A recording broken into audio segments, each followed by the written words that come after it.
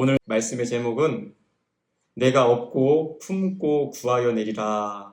하나님께서 내가 업고 품고 구하여 내리라 라고 말씀하여 주십니다. 한 어린아이가 무언가 잘못해서 엄마에게 크게 혼을 났습니다.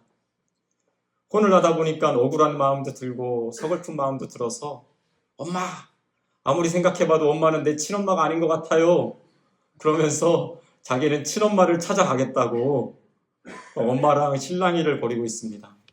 옆에서 지켜보고 있던 아빠가 야, 너 무슨 소리 하는 거야? 우리 거실에 보면은 너 어렸을 때 태어날 때 사진 있잖아. 아무리 봐도 너랑 엄마랑 똑같이 생겼어. 저희 집 얘기 아닙니다. 그렇게 이야기를 했더니 아이는 아빠의 이야기는 아랑곳하지 않고 나는 엄마, 친엄마 찾으러 갈 거라고 울고불고 난리가 난 것입니다. 처음부터 끝까지 아이의 얘기를 가만히 듣고 있던 엄마가 아이를 쫙 쳐다보면서 한마디 합니다. 야, 내가 어디서 애를 주워오면은 너같이 말 안 듣는 애 주워오겠냐? 말 잘 듣고 예쁜 애 주워오지. 그 엄마의 말을 가만히 생각해 보니까 자기 같아도 그럴 것 같거든요. 내가 어디서 애를 데려오면 말 잘 듣는 애 데려오지 자기처럼 말도 안 듣지, 말썽 부이지 그런 애를 데려오지 않을 것 같은 생각이 들어서 엄마 잘못했어요. 다시는 안 그럴게요. 극적인 화해가 이루어졌다는 전설 따라 삼천리 이야기가 있습니다. 여러분, 아이를 키우면서 한 번쯤 그런 적 있지 않으세요? 엄마는 우리 엄마 아니에요. 아빠는 우리 아빠 아니에요. 그렇게 말해보신 분도 있을 것이고 그런 이야기를 들어본 분도 있을 것입니다.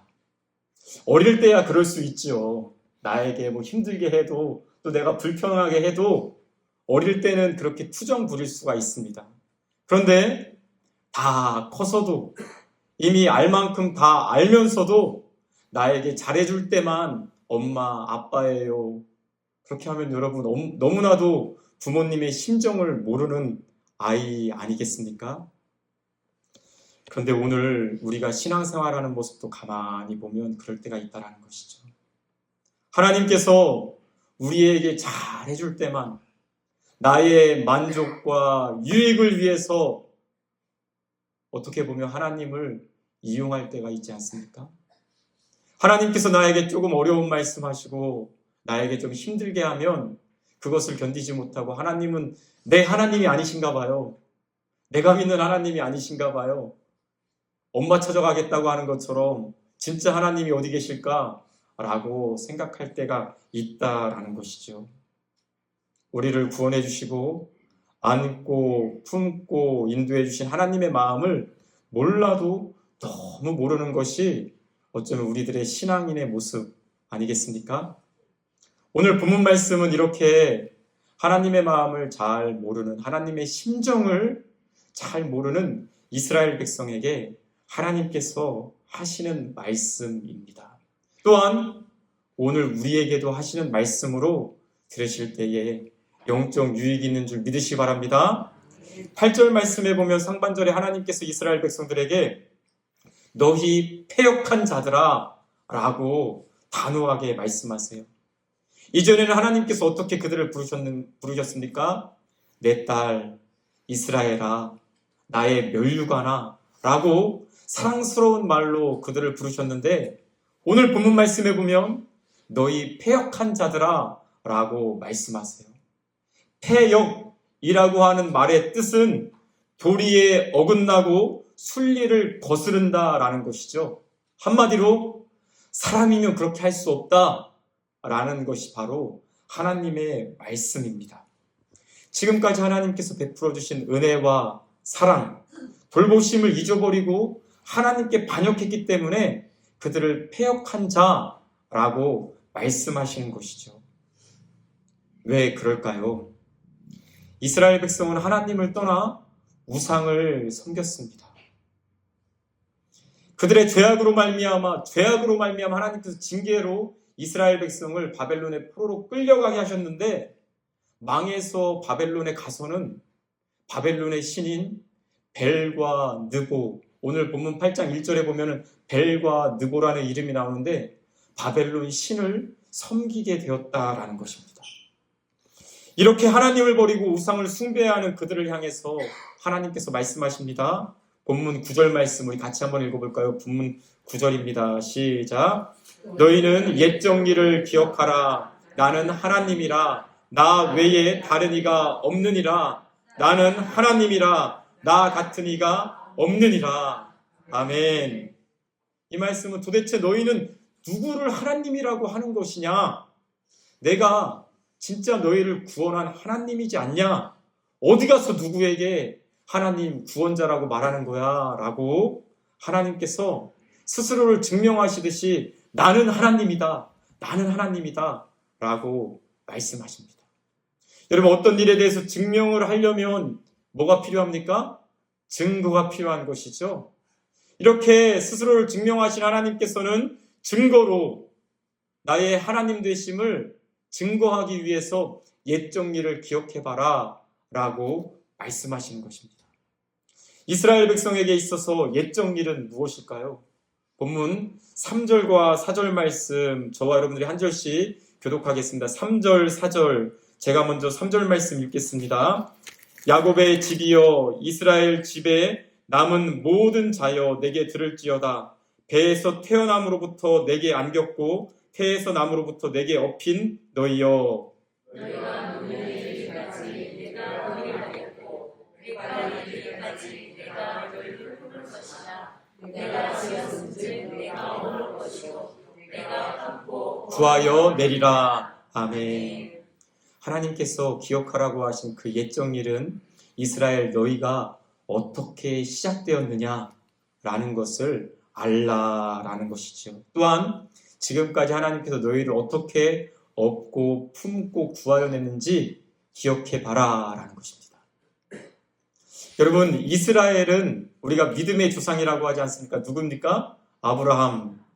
아브라함 그 한 사람부터 사실은 이스라엘이 시작된 것이죠. 그런데 사실 아브라함은 갈대아 우르라고 하는 지금의 이란, 이라크 지역에 갈대아 우르라고 하는 지역에 하나님과는 전혀 상관이 없는 우상을 파는 장사의 아들, 데라의 아들이 바로 아브라함이었습니다. 하나님께서 어느 날 아브라함에게 하나님과는 전혀 상관이 없는 사람인데 그에게 하나님이 먼저 나타나셔서 그를 지명하여 부르셔서 이렇게 말씀하십니다. 내가 내 후손을 하늘의 별과 같이 바다의 모래같이 많게 하겠다. 너는 내가 너에게 지시할 보여줄 땅으로 가라 라고 부르신 것이죠. 아브라함은 이렇게 하나님의 부르심을 받고 그 말씀에 순종해서 갈대아 우르를 떠나 하나님이 지시할 땅 가나안 땅으로 옮기게 되었습니다. 아브라함, 이삭, 야곱에 이르러서 그 가족이, 그 가문이 몇 명이 되었습니까? 야곱의 시대의 가족이 70명이었다라고 성경은 말씀해주고 있습니다.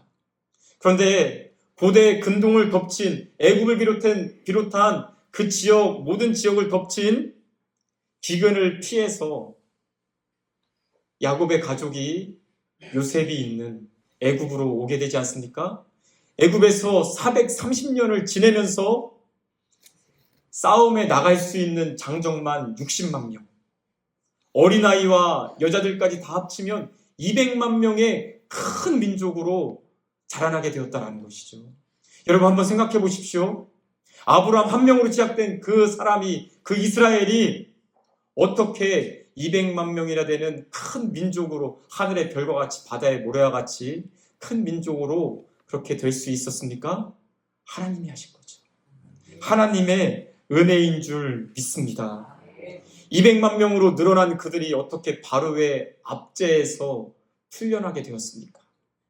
그들을 가로막고 있는 홍해를 어떻게 건너게 되었습니까?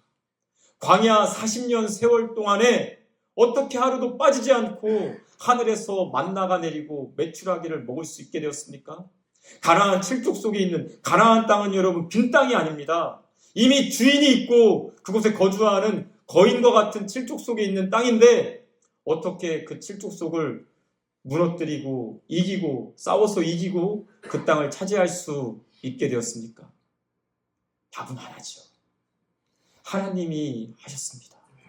하나님이 이 모든 일에 대해서 누가 했는지 한번 생각해 보라라는 것이죠. 하나님이 친히 이스라엘의 아버지가 되어서 그들을 낳으셨고 안고 품고 여기까지 인도하셨다라고 말씀하여 주시는 여기까지의 옛날 일을 기억해 봐라 라고 말씀하시는 것입니다. 그런데 이스라엘 백성은 가나안 땅에 들어온 이후에 가나안 백성이 섬기고 있는 바알과 아세라라고 하는 우상을 섬겼습니다. 하나님이 분명히 그들의 왕이심에도 불구하고 우리에게 왕을 주십시오. 이방 나라들처럼 우리도 왕이 있어야 되겠습니다. 해서 하나님이 왕을 그냥 허락하시죠. 사울, 다윗 이어서 여러 가지 왕정을 통해서 계속해서 하나님을 벗어나고 하나님을 떠나고 우상을 섬기게 되었습니다. 하나님께서 그런 그들을 위해서 선지자들을 보내셨습니다. 나에게 돌아와라. 나에게 돌아와라. 그리하면 너희가 살리라. 그런데도 불구하고 오히려 선지자들을 죽이고 하나님의 말씀에 불순종하여서 그들은 결국 하나님의 징계로 바벨론에게까지 끌려가게 되는 것이지요. 이렇게 하나님께서 그들에게 행하신 모든 일은 잊어버리고 지금 당장 눈앞에 있는 바벨론의 우상 벨과 느보를 섬기는 것이 바로 지금 이스라엘의 영적 상태인 것입니다. 하나님 아버지께서 보실 때 여러분 하나님을 인간의 마음으로 비교할 수는 없겠지만 하나님 아버지께서 보실 때 얼마나 그 마음이 속상하시겠습니까? 그래서 9절에서 이렇게 말씀하십니다. 나는 하나님이라 나 외에 다른 이가 없느니라. 나는 하나님이라 나 같은 이가 없느니라. 아멘. 이렇게 안타까워하시면서 죄에서 돌이켜라 라고 다시 한번 바벨론의 남은 자들에게 포로 생활하는 가운데도 주님을 의지하려고 하는 택하신 남은 자들에게 하나님께서 말씀하여 주시는 것입니다. 사랑하는 여러분, 하나님께서는 왜 그들에게 나는 하나님이라 두 번이나 반복해서 말씀하실까요? 그들이 하나님을 몰라서이겠습니까? 아닙니다. 그들이 하나님을 잊어버렸기 때문에 그렇습니다. 하나님의 은혜를 잊어버렸기 때문에 그렇습니다. 오늘 저와 여러분들도 구원받은 그 첫날의 감격을 잊어버린다면, 하나님이 나에게 행하신 모든 일에 그 은혜를 잊어버린다면, 첫사랑을 잊어버린다면 은혜와는 상관없는 삶을 살 수밖에 없습니다. 오히려 하나님의 은혜에 감사하지 않고 내가 잘나서 내 공로로 내 힘으로 여기까지 왔습니다 라고 감사를 잃어버리고 교만하여 스스로 인생의 주인이 된 것처럼 살아갈 수 있는 것이 오늘 우리들의 모습이기도 하다라는 것이죠. 이스라엘 백성은 눈에 보이지 않는 하나님 대신에 눈에 보이는 우상을 숭배하였습니다. 오늘 교회에 나와서 예배를 드리는 저와 여러분들은 눈에 보이는 어떤 형상을 만들어서 우상이라고 섬기진 않습니다. 여러분 그러시죠? 혹시 예배 마치고 나서 이렇게 다른 절에 가시는 분들 없으시잖아요. 그렇죠? 우리는 눈에 보이는 형상을 만들어서 우상을 섬기지는 않습니다. 그러나 눈에 보이는 하나님 대신에 눈에 보이는 어떤 것을 더 의지한다면 그것이 오늘 우리의 우상이 될 수 있다는 것이죠. 제가 언젠가 한번 말씀드렸던 이야기이기도 한데요. 여러분들 한번 잘 들어보십시오. 어떤 목사님께서 하나님의 응답을 받고 하나님의 인도하심으로 교회를 개척했습니다. 교회를 개척하다 보니까 모든 것이 갖춰지지 않았잖아요. 그렇죠? 그렇게 하다 보니까 수천만 원의 빚을 지게 되었어요. 빚을 갚아야 되는 날이 다가오니까 하나님 앞에 더 간절하게 기도하지요. 그런데 여전히 마음에 답답함과 두려움이 해결이 안 되는 거예요. 간절히 기도하는 어느 날 따르르르 전화가 온 것입니다. 전화를 받았더니 오래전에 알고 지냈던 자신의 친구인 겁니다. 친구가 여보게 당신 목사로 이렇게 개척했다는 이야기를 들었는데 내가 돈을 이렇게 보내줄 테니까 개척하는데 좀 써주게. 할렐루야. 감사합니다. 그런 마음이 들어서 전화를 끊고 나서 아내를 안고 막 정말 너무 좋아가지고 이제 우리 빚 다 갚을 수 있다고 덩실덩실 춤을 추었습니다. 그랬더니 아내가 그 남편 목사님을 가만히 보니까 이거 좀 이상한 거거든요. 그래서 얘기를 하는 거예요. 여보, 목사님. 아내가 목사님 할 때는 무서운 말이 들립니다.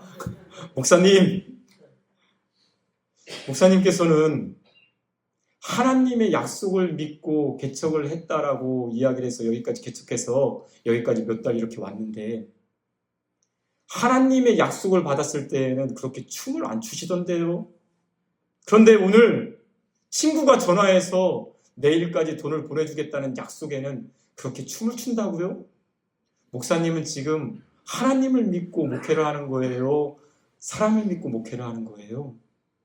그 말에 목사님은 망치로 한 대 탁 맞는 것 같았다고 합니다. 그러면서 하나님, 제가 정말 잘못했습니다. 눈에 보이지 않는 하나님을 의지하지 못하고 눈에 보이는 친구를 더 의지했네요. 그렇게 회개를 하고 나니까 마음에 어떤 깨달음이 있는지 아십니까? 아, 그 친구도 하나님께서 역사하시는 통로였지.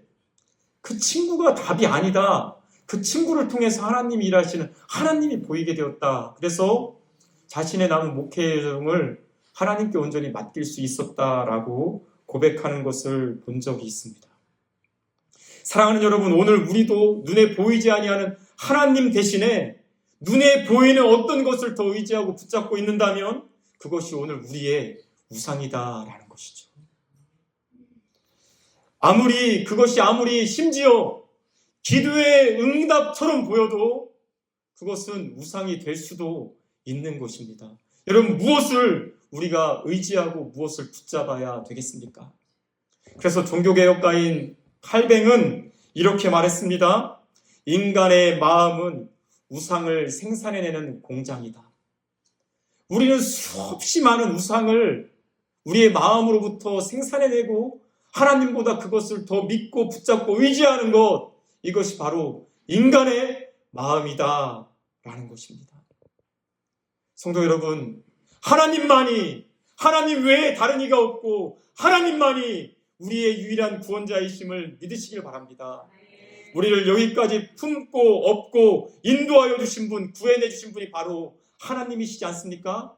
어려움 있을 때마다 기도하게 하시고 기도의 응답으로 역사하셔서 우리를 건져내 주신 분이 치료해 주시고 회복시켜 주시고 낫게 하시고 살게 하신 분이 바로 하나님 아니십니까? 2026년도를 새해를 시작한 지 이제 한 달하고 중순 보름이 더 지났습니다. 아마 새해 시작할 때 여러분들 마음에 그래, 2026년도에는 하나님 말을 최고로 잘 섬기고 하나님 기뻐하시는 성도가 돼야지, 할렐루야, 이런 결단 하셨을 것입니다. 그런데 지금 우리들의 모습은 어떻습니까? 다시 한번 기회가 있습니다. 여러분, 우리는 신정과 구정을 세죠. 이번 구정 명절을 통해서 다시 한번 하나님 앞에 결단하시고 하나님만이 나의 하나님이십니다. 하나님만이 나를 업고 품고 안으시는 여기까지 인도하신 하나님이십니다. 하나님을 하나님으로 우리의 마음에 모셔드리는 저와 여러분 되시기를 주님의 이름으로 축복합니다. 그러면 하나님만을 참 하나님의 자리로 모시기 위해서 우리는 어떻게 해야 될까요? 첫 번째로 장구의 믿음을 가져야 합니다. 우리 한번 따라해 볼까요? 장구의 믿음을 가져야 합니다. 8절 말씀 제가 읽어드리겠습니다. 너희 패역한 자들아, 이 일을 기억하고 장구가 되라. 이 일을 마음에 두라. 아멘. 하나님께서는 패역한 이스라엘 백성들에게 장구가 되라 라고 말씀하세요. 여기서 말하는 장구가 되는 것은 씩씩하고 용감하고 장수가 되는 그런 것이 아니라 원어적인 의미는 이렇습니다. 흔들리지 말고 확고하게 서라 라는 거예요. 특별히 하나님과 나와의 관계에서 내 지금 형편 상황이 어떠하더라도 하나님이 나의 하나님이 되시고 나는 하나님의 자녀, 하나님이 기르시는 양, 하나님의 백성, 하나님의 성도입니다라는 하나님과 나와의 관계에서 흔들리지 말고 확고히 서라 라는 것이, 이것이 바로 장부의 믿음이죠. 그럼 여러분, 우리가 어떻게 하면 장부의 믿음을 가질 수 있겠습니까? 8절 말씀해 보십시오. 이 일을 기억하고 장부가 되라. 할렐루야. 하나님이 지금까지 행하신 일들을 기억하면 우리는 그 관계에 흔들리지 않을 수가 있습니다. 지금 우리의 삶이 비록 어렵다고 하더라도, 나의 기도의 응답이 더디다 할지라도, 내 건강이 약해져도, 자녀들이 속을 속여도 하나님께서 지금까지 어떻게 인도하셨는지 그것을 헤아리면서 하나님의 은혜에 감사하시기를 바랍니다. 그럴 때 우리는 상황과 형편을 보는 믿음이 아니라, 흔들리는 믿음이 아니라 장부의 믿음으로 하나님과 나의 관계를 확신하며 나아가게 될 줄 믿습니다. 열왕기상 2장 말씀에 보면 다윗이 죽을 때가 되어서 그의 아들 솔로몬에게 유언을 내립니다.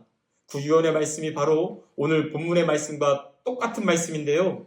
열왕기상 2장 2절 말씀, 우리 화면을 보고 같이 한번 읽어볼까요? 시작. 내가 이제 세상 모든 사람이 가누려 가게 여기노니 너는 있어 대장과 되고. 아멘. 다윗이 인생을 다 살고 하나님 앞에 갈 때쯤에 보니까 정말 무엇이 중요한가? 힘써 대장부가 되라 라고 아들 솔로몬에게 유언을 합니다. 그것은 무엇입니까? 하나님과 너와의 관계, 너와 하나님과 어떤 관계가 있는지 분명히 믿고 확실하게 그 기반 위에 서라라는 것이죠. 사랑하는 여러분, 하나님께서는 여러분들이 대장부의 믿음을 갖기를 원하십니다.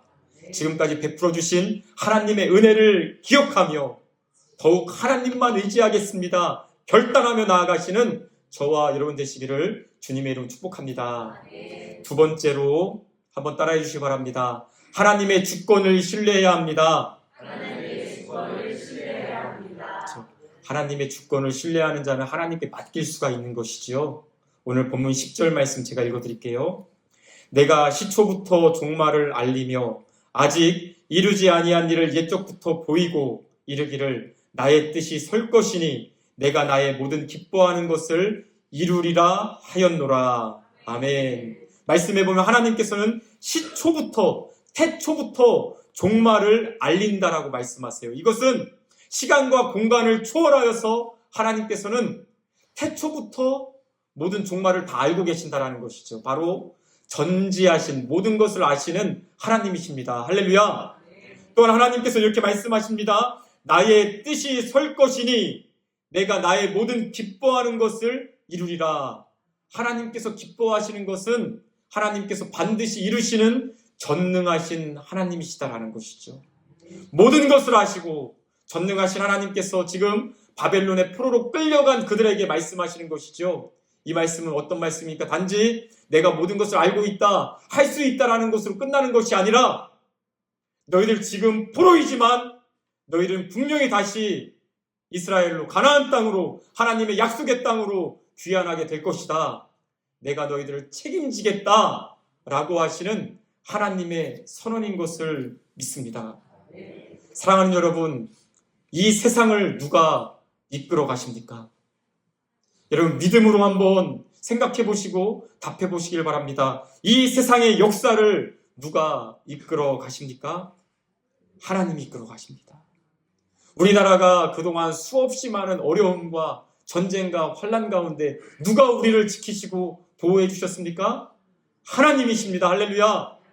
나라의 역사뿐만이 아니라 교회의 역사와 우리 가정의 역사와 개인의 역사도 하나님께서 이끌어 가시는 줄 믿으시기 바랍니다. 요즘 살기가 얼마나 힘이 듭니까?